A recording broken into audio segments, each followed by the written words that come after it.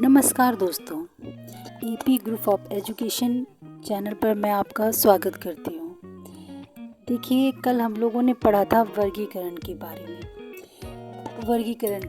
देखिए, class 9th की classes चल रही हैं, तो मैं 9th के सिलेबस के और उसके स्टैंडर्ड के अकॉर्डिंग ही आप लोगों को की क्लास ले रही हूँ। अगर आप लोगों को और भी किसी क्लास या कंपटीशन के लिए इस टॉपिक को तैयार करना है तो प्लीज़ आप मुझसे कह दीजिए, कमेंट्स कर दीजिए आप मुझे कि आपको किस क्लास का हिसाब से तैयार करनी है, तो मैं आपके लिए उस क्लास का हिसाब से मटेरियल तैयार करवा दूँगी। या आपको किसी कंपटीशन के लिए अगर क्लासिफिकेशन से रिलेटेड मटेरियल चाहिए हो तो आप उसके लिए भी मुझे कमेंट्स कर सकते हैं आप। तो लीजिए, आज स्टार्ट करते हैं हम लोग। कल हम लोगों ने पढ़ा था क्लासिफिकेशन में 5 किंगडम क्लासिफिकेशन, जो कि विटकर ने दिया था, और इसमें 5 क्लासेस में डिवाइड किया था: Monera, Protista, Fungi, Plantae and Animalia. तो आज इसका जो 4th मैंने कल आपसे कहा था, प्लांटाई को इसमें बहुत ही कई पार्ट्स में डिवाइड किया है। तो आज हम प्लांटाई के पार्ट्स को ही पढ़ते हैं। तो विटकर ने प्लांटाई को 5 पार्ट्स में आगे जाकर डिवाइड किया। जो पहला था थैलोफाइटा, सेकंड है bryophyta, pteridophyta, gymnosperm and 5th है एंजियोस्पर्म।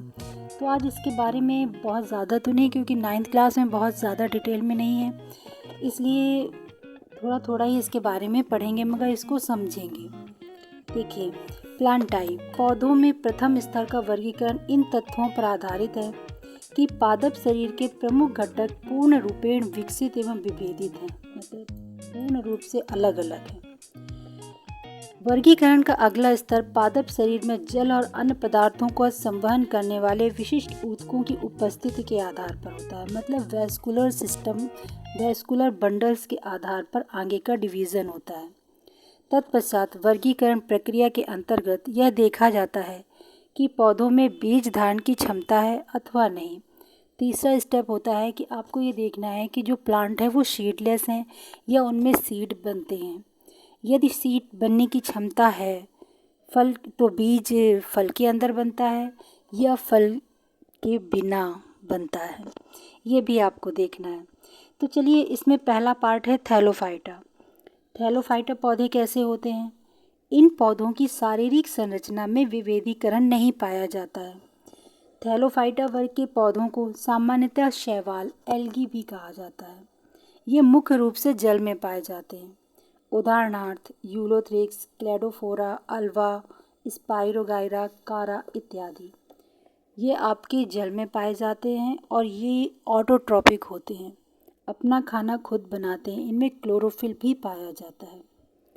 सेकेंड है ब्रायोफाइटा। देखिए, ब्रायोफाइटा को प्लांट किंगडम का एम्फीबियंस भी कहते हैं, मतलब पादप वर्ग का उभयचर कहा जाता है।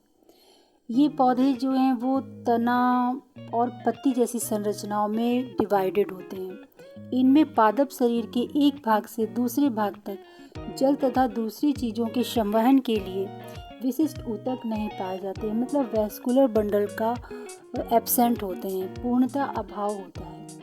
उदाहरण एग्जाम्पल है मॉस, फ्यूनेरिया, मार्केंसिया। थर्ड है आपका टेरिडोफाइटा।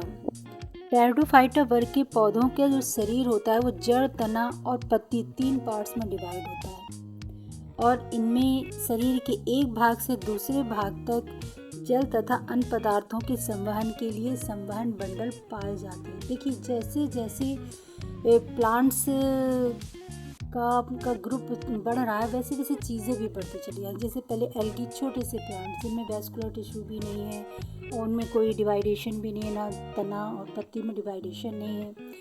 सेकेंड ब्रायोफाइटा में आपके तना और पत्ती जैसी स्ट्रक्चर तो होती है, बट वैस्कुलर बंडल एब्सेंट होते हैं।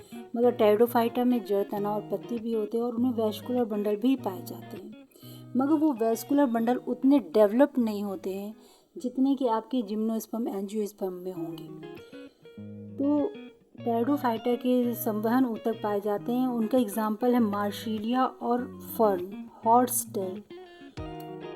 टेरिडोफाइटा को भी 3 पार्ट्स में डिवाइड किया गया है। इन 3 समूहों के पौधों में जन्नांग अप्रत्यक्ष होते हैं तथा इनमें बीज उत्पन्न करने की क्षमता नहीं होती है। जो टेरिडोफाइट्स होते हैं उनमें सीड नहीं होते, वो सीडलेस प्लांट होते हैं, इसलिए इन्हें क्रिप्टोगैम कहते हैं। दूसरी ओर वे पौधे हैं जिनमें जनन अंग पूर्ण विकसित एवं विभेदित होते हैं तथा जनन प्रक्रिया के पश्चात बीज उत्पन्न होते हैं, जिन्हें फेनरोगेम कहते हैं। देखिए, फेनरोगेम 2 तरह के होते हैं, एक तो जिम्नोस्पर्म और दूसरे एंजियोस्पर्म। जिम्नोस्पर्म वो होते हैं जिनमें बीज नेकेड होते हैं, जो ऊपर कवर नहीं होता है, और एंजियोस्पर्म फल के अंदर बीज उत्पन्न होता है, मतलब पहले फ्रूट बनता है फिर फ्रूट से बीज होता है।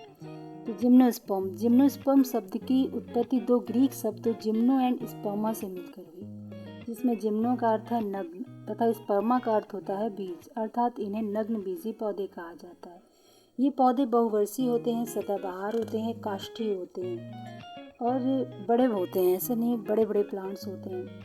और इनका एग्जाम्पल देख लीजिए, साइनस और पाइनस, जिसमें साइनस और पाइनस दोनों ही नेकेड सीड उत्पन्न करते हैं।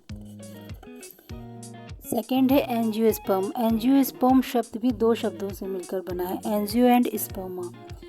एंजियो का अर्थ होता है ढका हुआ और स्पर्मा का अर्थ है बीज। इन्हें पुष्पी पादप भी कहा जाता है, अर्थात इन पौधों के बीज फलों के अंदर ढके होते हैं। इनके बीज का विकास अंडाशय से होता है, जो बाद में फल बनता है। बीजों में बीज पत्र होता है।